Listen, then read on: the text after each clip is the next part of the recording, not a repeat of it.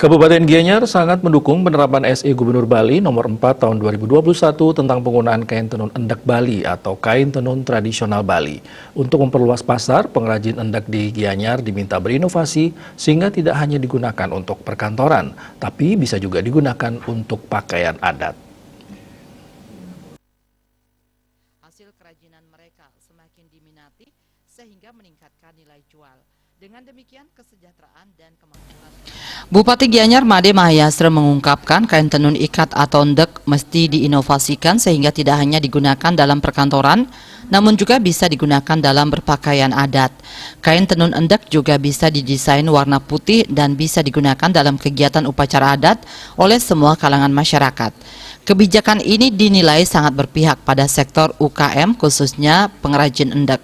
Salah satu pengrajin endek Ida Bagus Adnyana meyakini pengrajin tenun di Kecamatan Belah Batu sudah menginovasikan kain tenun endek dalam berpakaian adat Bali.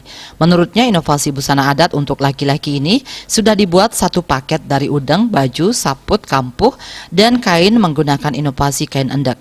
Untuk wanita juga satu paket menggunakan kebaya, kain, dan senteng menggunakan inovasi kain endek. Ia berharap para desainer bisa melibatkan pengrajin tenun endek dalam menciptakan fashion busana adat Bali. Ini akan membantu pengrajin Gianyar dalam berinovasi dalam pengembangan produk endek Bali. Ia memberi contoh di Gianyar, kain endek bisa ditambahkan dengan penempatan pucuk sebagai bagian identitas Gianyar. Ini juga bagian inovasi perajin dalam pengembangan desain kain endek Bali. Kain tenun endek menurutnya tidak bisa disamakan dengan kain batik pabrik. Penciptaan paket busana adat berbahan kain endek menurutnya juga akan memudahkan pemasaran produk endek Bali kepada masyarakat secara luas. Wirnaya Bisnis Bali melaporkan.